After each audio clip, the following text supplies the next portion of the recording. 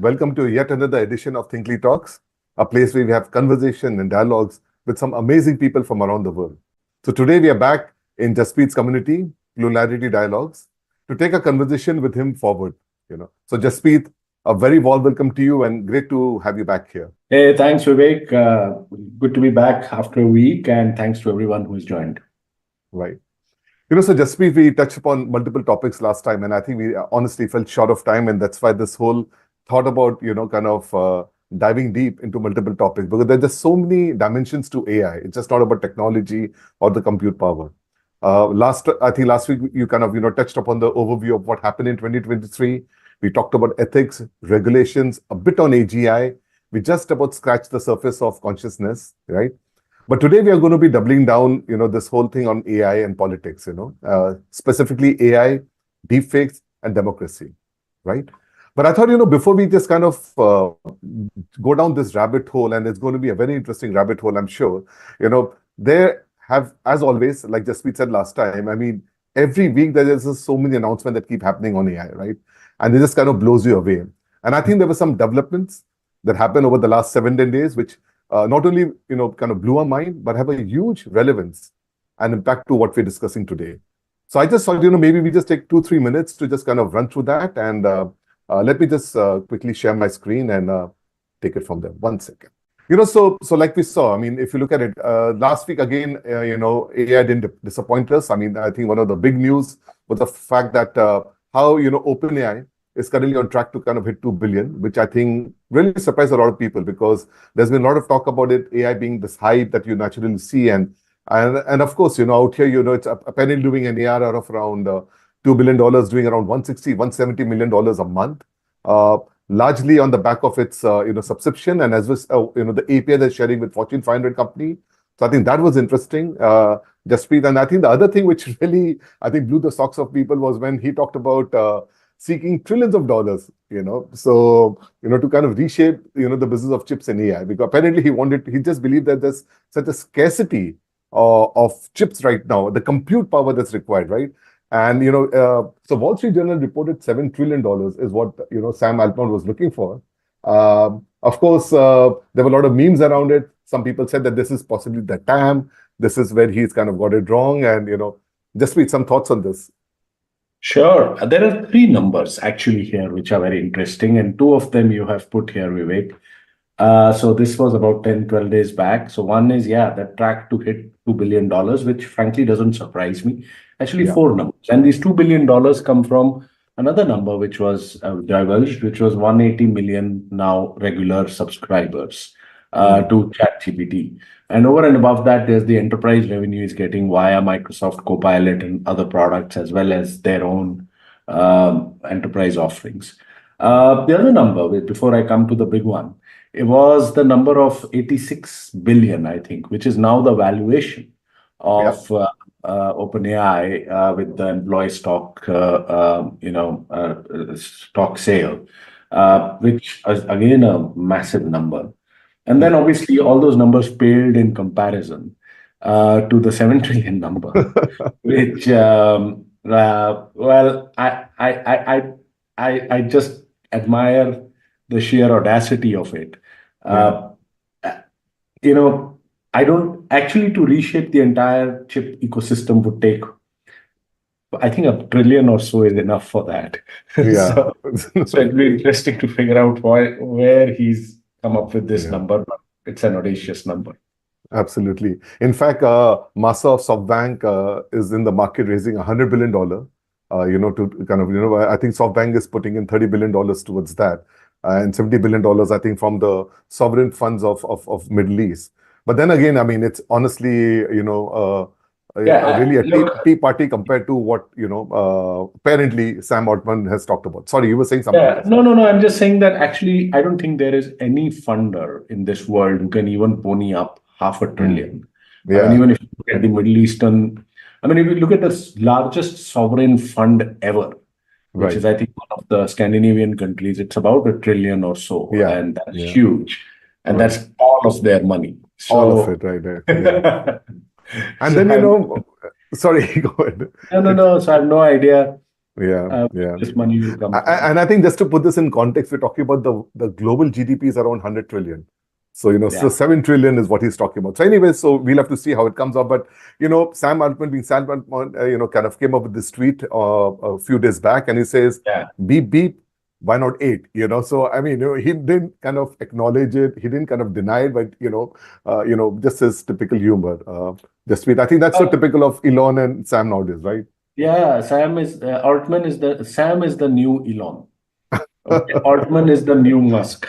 But the interesting part was that this why not 8 tweet Mhm. came a Mhm. few hours after Sora was launched, which I guess we Absolutely. will talk about.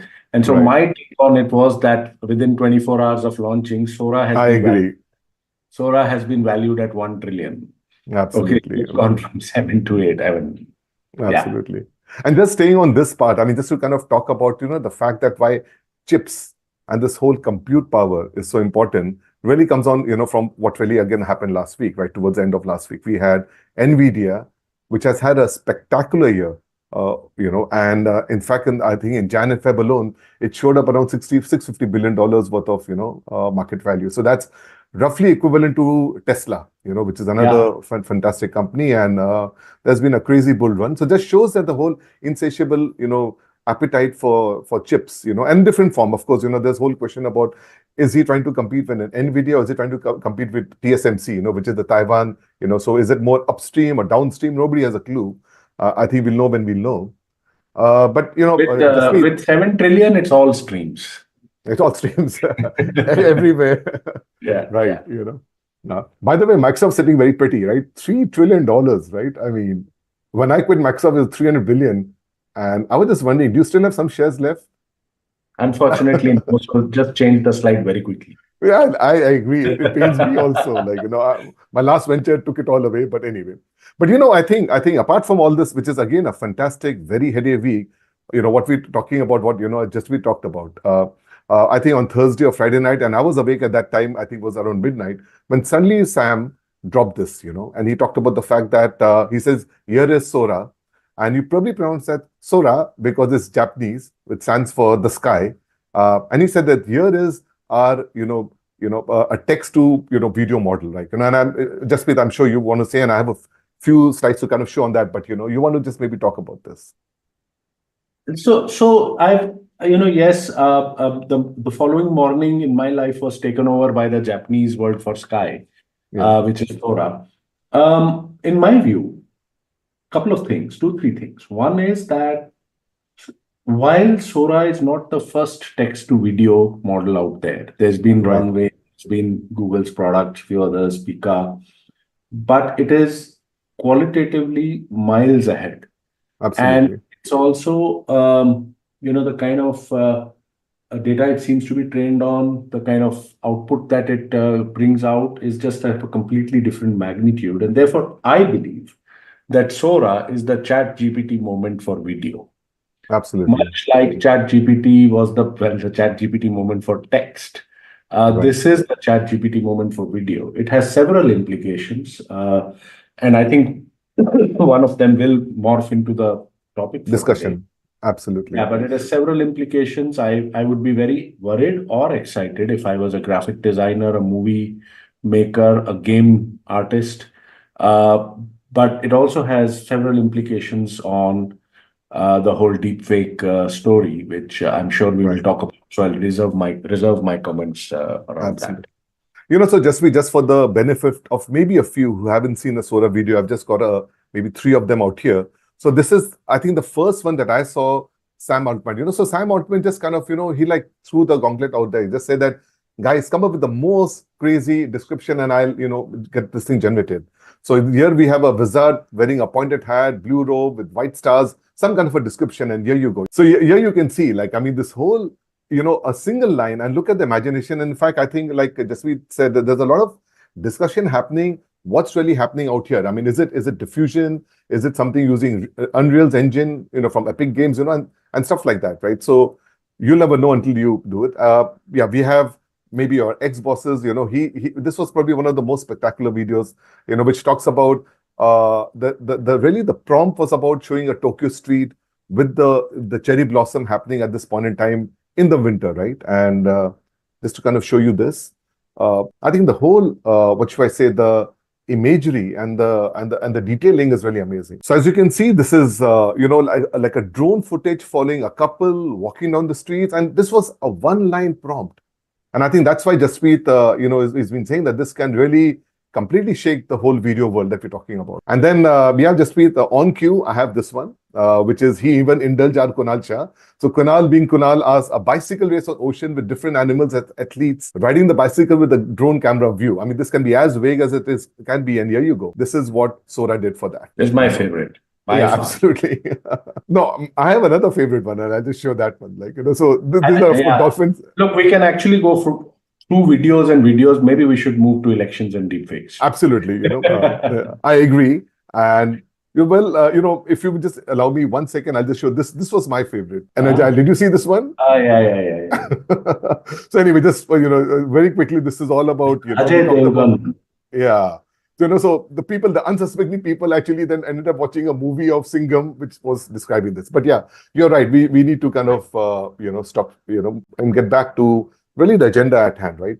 So Jaspreet, I mean, obviously we've talked about democracy, and we talked about deepfakes. But why don't you just kind of set the context and say, how did you see deepfakes coming about? How do you define a deepfake? And what has been your thought around all of that? Sure. Vivek, deepfakes predate ChatGPT and generative AI. A lot of people think that it's generative AI which basically has made deepfakes happen, but no. Deepfakes, I think, started, someone in a subreddit, one of the Reddit threads actually talked about creating videos, fake visuals, fake content, using a particular kind of technology, AI technology called GANs, or generative adversarial networks, right, which are created by an AI researcher with a very unlikely name of Goodfellow, Ian Goodfellow.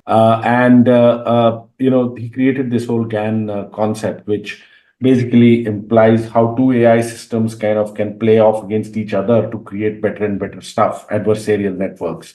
And they started happening in 2014, 15, 16, when they were primarily used by software jocks, if it may, tech bros, to kind of show off their prowess in AI. But then, obviously bad actors kind of discovered that there could be a lot of stuff which could be done with these. And since then, a lot of these fake videos have been made where someone's real face, a real person's face or body is transposed on someone else and, some other body or face. And so, you think it's the Pope or it's Britney Spears or whoever. 96% of the videos until recently, deepfakes, were unfortunately used for pornography. And that's what was the biggest use case of deepfakes until recently. But then as more and more politicians got into using technology, social media and others, the bad actors there discovered that they could use this very effectively to make people say stuff, do stuff, prominent leaders say stuff, do stuff which they hadn't, and therefore completely set or change the narrative or the discourse. And a lot of elections are won and fought not only on issues, but on actual sentiment and narrative. And that started getting used. Now, the thing that started getting used, and in a few elections, Bolivia, I think Bangladesh, those videos have managed, Bulgaria, not Bolivia, Bulgaria, managed to actually sway decisions of people. And so there's a big, huge worry that these GAN-based fake videos will be weaponized into 2024. And we'll talk about 2024 perhaps in a later question. To destroy elections, which are the bulwark of democracy, and therefore deepfakes subverting democracy is the big issue of 2024. Great. So Jaspreet, last time, and I think some reaction that comes from people saying that why is this such a big deal? I mean, the deepfakes, now everything gets morphed, and we are living in this world, right? And I think a question that I posed to you, which I'll just repeat for the benefit of those who went there, was that, really what I was asking Jaspreet is that, if you think of it, I mean, democracy is really something that has been an output of is really the outcome of technology, because Yeah. democracy is all about dialogues. And it's only in today's world where you have newspapers, radio and television, and now social media, that you can have the dialogue with your stakeholders, right? And if you take away the dialogue, you probably can't have democracy. And that's probably the reason why democracy has flourished over the last 200 years. And it didn't really exist before that, right? And really my question to him was that with the deepfakes and all, are we looking at as an existential threat to democracy? Because when you can't trust what you are looking at and what you're speaking, the dialogue breaks down, the trust breaks down. And this, which is why really it's a big deal. I mean, with 2024, I think, so just be really in that context, how would Yeah, you want to yeah. answer? So it's in a bit of perfect storm which has happened in 2024. And there are three elements which are creating that perfect storm. Okay, uh, one is deepfakes themselves and the maturing of deepfakes, if it may. The second is generative AI, and especially now Sora. Yeah, And the third is the fact that half the world and most of the democratic world is going into elections this year, yeah, including obviously India, the largest democracy, US, the oldest democracy, UK, Indonesia, very large democracy. Now, you're absolutely right, Vivek, that democracy started with dialogue. And it started in the city-state of Athens, yeah. where people could stand up and on the public square talk about stuff, and they were citizens, and the whole thing started. And then obviously, as media grew, you could kind of do that on a much larger scale and on country basis, and that's how. So Hmm. democracy and dialogue are inextricably linked to each other. And what these three things, so while there are elections happening, what deepfakes and generative AI threaten to do, therefore, uh, is to weaponize deepfakes and change these narratives to what some malevolent actors would like. Generative AI, as I said earlier, is not the reason for deepfakes, but what generative AI will do is that Hmm. it helps making deepfakes much more faster, at scale, cheaper. And so while Right. earlier it required specialized skills of people knowing generative adversarial networks, now you and me can create a deepfake.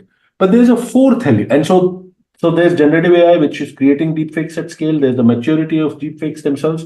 There are these elections happening, and then there's a fourth thing, Vivek, which does not get talked about, which is the absolute ubiquitous spread of social media. Yeah. And you and me, if we were to become bad guys sitting in a corner developing a deep fake which shows a leader doing something bad is very satisfactory for us, but is useless because if there's no distribution, if you can't spread it, Hmm. it's powerless. But it's social media which at the click of a button can spread it to millions and millions of people. And so all of these things coming together, 2020, if 2023 was the year of excitement of generative AI and AI, therefore 2024 is the year which it will be tested. And, there's a lot of pessimism around the fact that Yeah. democracy will be under real threat. Just to complete, it's not new. I mean, there was Cambridge Analytica in 2016, Right. almost 7 years back, and it managed to influence Brexit as well as the US elections. Compared to the technologies now, Cambridge Analytica was kindergarten stuff. Right. And so if that could influence those two big, huge decisions, imagine what can happen now. And this takes me to a question, and I think linking it to what Jinal and really Angela are asking right now is that how can you really? I mean, the genie is out of the bottle. I mean, we have a problem at hand, and now the question is, what measures are there? Any measures that can now be taken Yes. to detect Yes. the spread of deep fakes? I mean, I think there's a great example of X in some ways, in a positive way and then in a negative way. And similarly, what can be done in terms of education or media literacy and the regulatory framework? I mean, three-pronged, layers to Absolutely. that. So, yeah. Yes. So you're absolutely so the answer, fortunately, is yes. Hmm. But a huge amount of will is required. Okay. And a huge amount of intention that doing something like this is more important than making money is Right, required. Okay. right. So the three things, you said three things, and it's a trifecta. One is technology itself. Okay, and there are technologies which can detect deepfakes, and those will be, and there are technologies which can be used to fingerprint deepfakes like watermarking, etc. And so, there is technology itself which can counter bad technology. Case in point, virus, antivirus. But then that this is like a continuous arms race, and therefore, if someone creates a technology to detect deepfakes, someone else will create a technology which will bypass that. And so technology itself is not enough, but Right. certainly it's one. The second is regulation, as you said. And regulation is difficult, but I think right now we are in a bit of an emergency situation. And my view is that if all governments recognize that, forget about regulating all of AI, let's start with regulating little pieces of it, like deepfakes. Okay, and deepfakes are bad, and so we need to. I think the immediate thing is to regulate not as much the creation but the spread. Okay, because creation is more difficult to figure out where it happened, but the spread is 3 or 4 or 5 large networks, frankly, and they have enough profit margins, enough money, okay, to put in a huge amount of resources if there's a will or if there's regulatory pressure, okay, to make that happen and reduce the amount by several scales. So that's number two. And yes, you will need to regulate the source also, which is creation. But I think immediately the first thing I would do if I was like this super regulator would be to regulate the spread and the distribution. And the third and finally is, as you said, is the only long-term answer is education, okay, and awareness. And we've done that before. We've done that with the tobacco, for example. Right. Okay, and it was harmful, and just purely through education and societal movement that got reduced. We've done that with a few others. Traffic, otherwise cars can be big killers, but we've kind of regulated it, okay, by setting Right. standards. And so, in fact, in schools, certain schools in Scandinavia, primary schools, children are being taught to detect deepfakes in their third, fourth, fifth grade. And we will have to do that at a country level, at a society level, at a school, colony level, at a school level, okay, at a corporation level, where if there are policies against sexual harassment or against financial embezzlement, you can even have education and policies and trainings around that. So the trifecta of regulation, education, and technology, all three need to happen, but they need to happen now, and there needs to be a huge political and societal will behind it. Right. I mean, it's all hands on deck kind of a moment right now, if you're looking Absolutely. at this. Yeah. But the problem is Well, that some governments might want deepfake. correct. I mean, we've talked about election interference, and that leads And to a big issue. and the problem with deepfakes, it's not only about seeing whether this is fake or not. Something which is real can also be claimed to be a fake, Absolutely. Yeah. and that then complicates the This kind matters. of, yeah, Yeah. absolutely. It's a very, very nuanced ethical issue. I mean, just to think about it and to get your head around it is really crazy. But, in fact, the other challenge that you talked about regulation, let's say, for example, you talked about car manufacturers. Now, great. I mean, obviously they need to come with seat belts, they need to come with, airbags and stuff like that, right? And you have a law in place. Similarly, when you talk about something very dangerous, which is like the nuclear bomb, the whole proliferation, because the nation state kind of come in, you still have some of the countries which don't comply, but it's still reasonably limited. But the problem, I think, what we're seeing is with this easy access to compute power, and what you're seeing now is that people sitting out of a basement, can really churn this out. So you might be able to, let's say, go after OpenAI, Google, so and so, but at the point of this, it's going to be very difficult, right? I mean, in some ways, it seems like a lost war. Though I agree with you that the gateways are the social media, and you can trap them there. It's not difficult. I'm Okay. sorry, I'm pushing back. There are Yeah. much thornier issues of ethics than deepfakes. Okay, Mm-hmm. privacy is impossible to solve. For example, okay, Mm-hmm. bias is almost impossible to solve. Okay, many others. This one, I believe, is possible, but is possible. You can't solve everything 100%, but to reduce the effect of it is definitely possible. We know how to do it. We've done Mm-hmm. this before. Okay, the Right. only question is, will we have the political and societal will and corporate will to do it or not? Otherwise, in my view, it's actually with some very draconian actions, it's possible. But, I would please show me a deepfake in China. You won't find one. You won't. You actually bring up a very good point, and I think let me lead into the next question, which some people might find a little provocative, a little outrageous. Fundamentally, if you think of it, democracy is very, very fragile. Because the end of the day, what we've seen is even social media. I mean, so many battles have been fought on social media. And now with the AI and now with things like Sora, we're obviously just complicating the whole issue, right? What is a given is that human beings are very easily influenced because we tend to be very, very emotional. We're not rational beings in that sense, And then, when you look at the thinkers, I mean, look at somebody like Plato, even 2,500 years back, his whole view on democracy was this is a flawed system, because the majority's rule will always lead to chaos. It will always lead to populism. And we've seen a lot of that playing out right now. We've seen the prioritization of independent desires versus the common good, right? He believed that the real people who should be leading this world or leading a republic should really be the philosopher kings, And, very interestingly, you mentioned China. Right? Again, it's not a democracy. What's worked for them is a very, very authoritarian rule out there. So the provocative question really to you is, do you think that democracy as we know it is past its sell-by date in that sense? And we need to start thinking of newer models like maybe a sovereign AI or some other construct to kind of deal with. So I will not opine on democracy as a political system.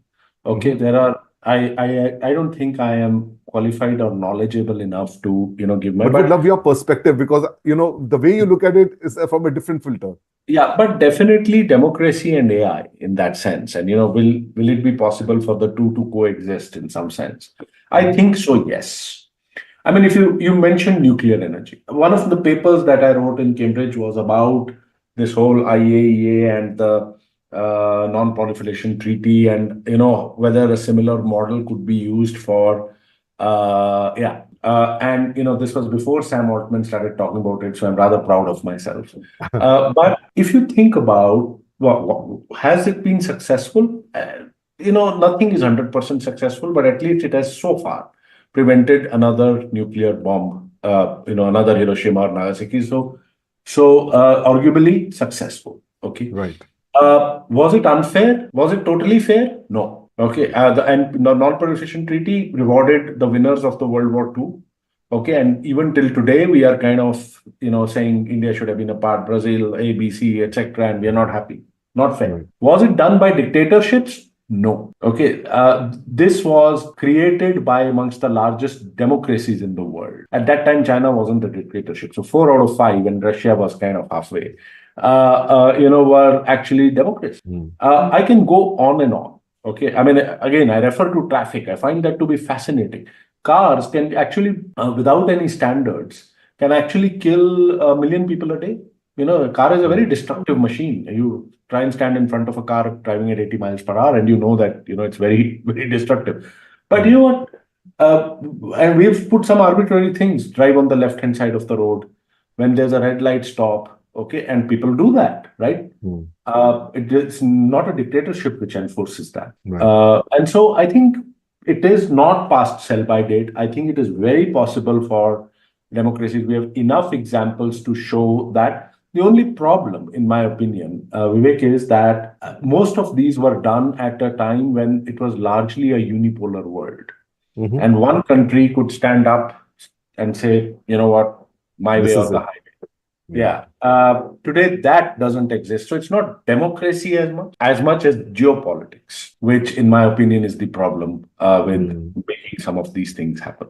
You make all countries like a China-based party rule system or any other dictatorial rule system. That doesn't mean that we will all be able to work together and create an AI thing. It'll be as much of a problem, if not more, than what exists today. No, great perspective, Jaspreet. And I think on that, you clearly are a AI and a democracy optimist in that sense. And I think just picking up on that cue, there's a question here for Varun, and maybe we can enhance that a bit. Is that, in your opinion, what role should AI play in enhancing democratic processes rather than undermining them?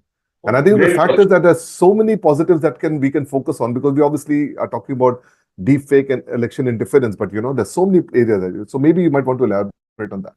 Yeah, in this democratic society of mine, there's a drill upstairs which I can't do anything about. So I'm sorry about that. Okay. It's not audible. Don't worry. It's at least not audible to me. Varun, great question. One of the things I've been saying is that everyone is shouting from the housetops about how AI can undermine democracy or subvert democracy.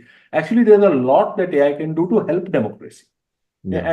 and I've written around that, and I'll probably post it on the group, on the chat, and on the app.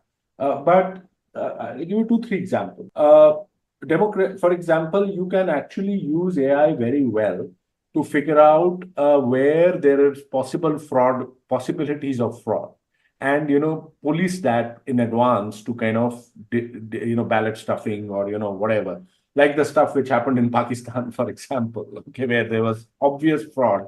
And using AI, you could have actually helped make with study patterns and do that. You can do a lot of voter education with generative AI, and pretty much have the messaging of the candidates going to can to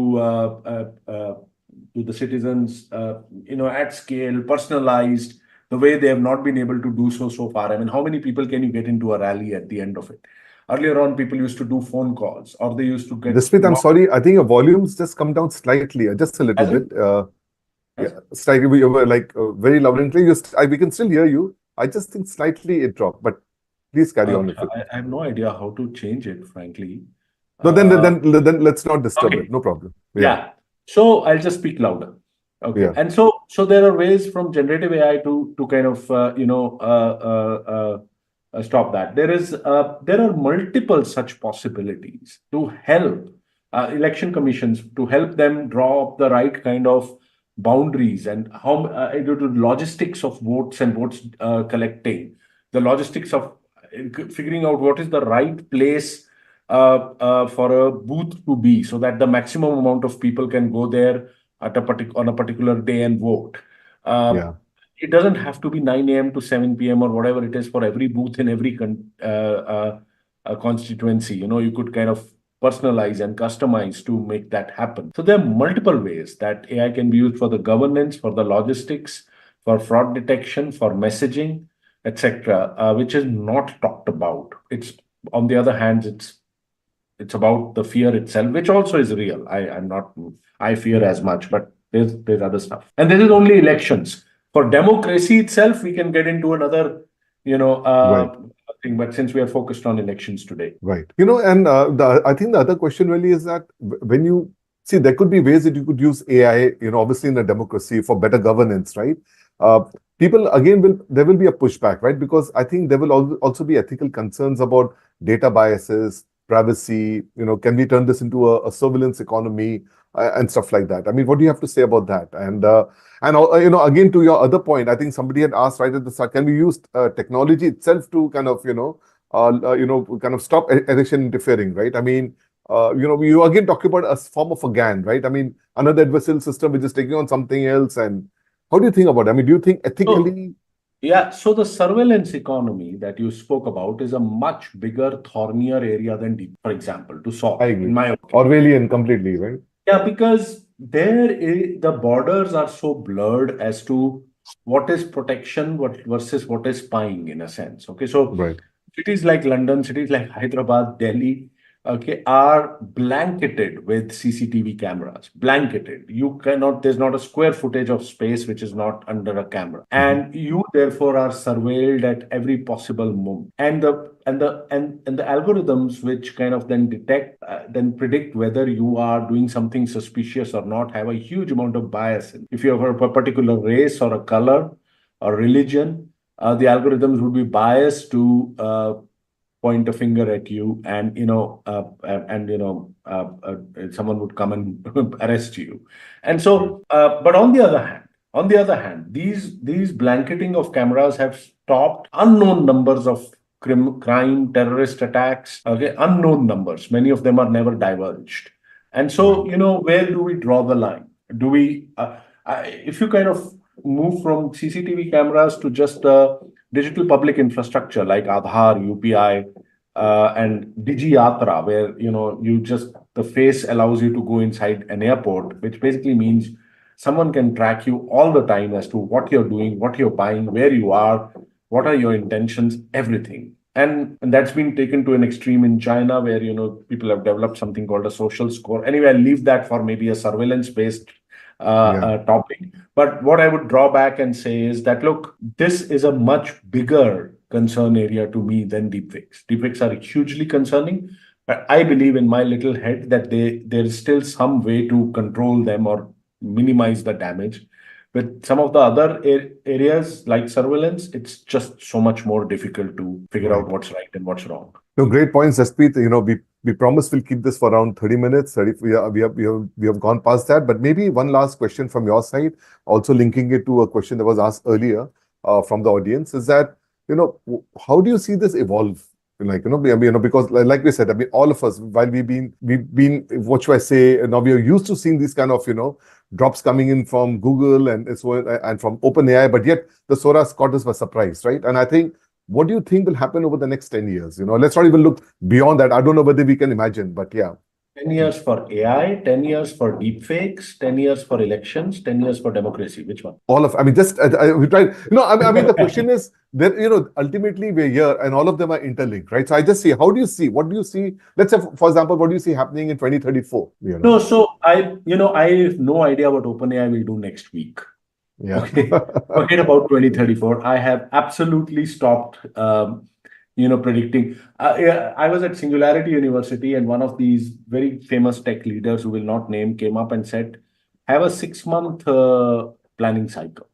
Okay. And have a 10-year vision. Okay. So, that 3-year, 4-year doesn't work.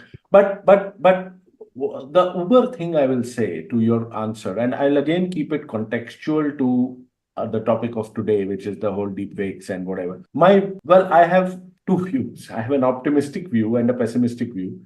But the optimistic view still reigns, is still more dominant. I personally think that we as human beings and society we have always coped. We have muddled through. Many times we have muddled through. I mean, there have been, sometimes it's taken a Hiroshima for us to realize. Yeah. Or a Holocaust or whatever to realize. But we have muddled through. If you think of the first greatest invention ever by human beings, the first greatest invention ever arguably was fire. For the first 10,000 years, none of us know, there were no scribes or whatever.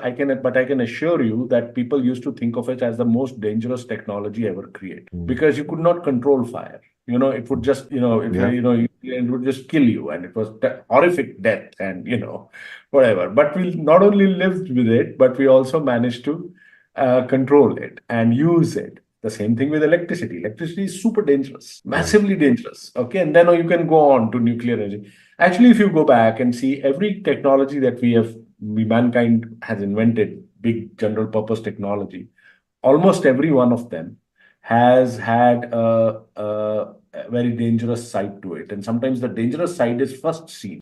Even the Gutenberg press had a very dangerous side. The church didn't like it at all because it kind of proliferated, and they were not the sole controller of messages. And so every tech has that, but we have coped. We have muddled through. And I think the same will happen here. So in 2034, we would still be worrying, Vivek. You would still be asking me, what are we going to die tomorrow because of all of this? Okay. And we would still be excited by the Sora, which kind of comes out at that time. But we'll muddle. Wonderful, Jaspreet. As always, it was fantastic talking to you and really getting a perspective, and it's great to hear, somebody, like you who's actually researched so much and still has come out as an optimist, because when you look at other speakers, I mean, they're really doomsday predicting, a catastrophe that's, imminent. But it's great to, kind of hear the positive view. Catastrophes get more likes on Twitter. X There you go. The social media, the matrix is, controlling us out there. Yeah. No, but wonderful. And I think, look forward to having you back next week. I believe it won't be a Monday since you'll be traveling. So we'll share the date and the time soon on that. Yeah. And, like we can't predict what OpenAI is going to do next week, we will have to live with the flow of how. And so, look forward to talk again next week. It might not be a Monday. No. All right. Wonderful. Have a great day ahead. Yeah. Thank you very so much. much.